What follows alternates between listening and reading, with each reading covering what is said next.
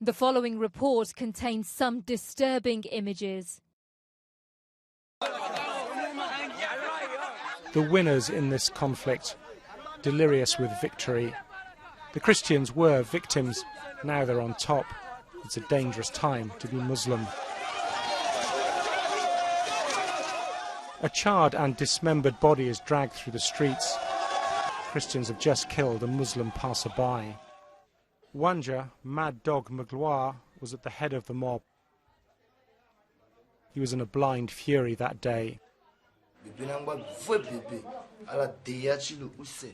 Muslims killed his pregnant wife, his sister-in-law, her baby, he tells me.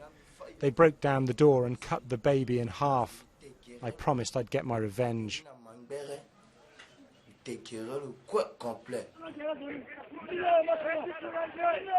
Revenge was an act of cannibalism. First, he stabbed his victim. "You are Muslim, Muslim, Muslim," he said. I poured petrol over him. I burned him.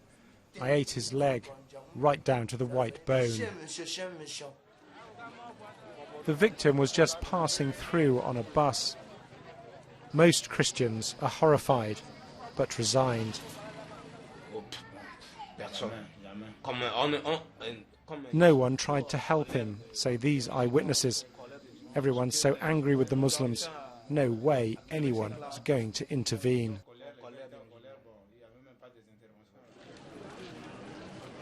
This happened at 2 o'clock in the afternoon when the streets were crowded with people, just like you see today.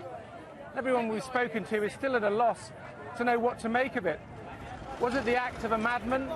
Was it somebody who'd been pushed by sectarian hatreds?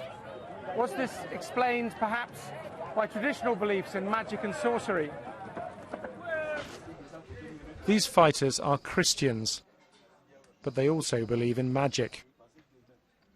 Their amulets contain soil from their ancestors' graves.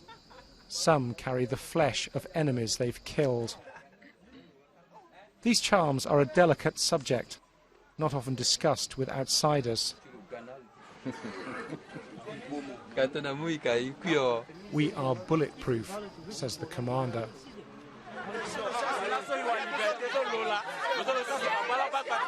Mad Dog Magloire went further. Perhaps his crime resulted from his own demons, but to some Christians, he's a hero. That doesn't bode well for this country's future. Paul Wood, BBC News, Bangui.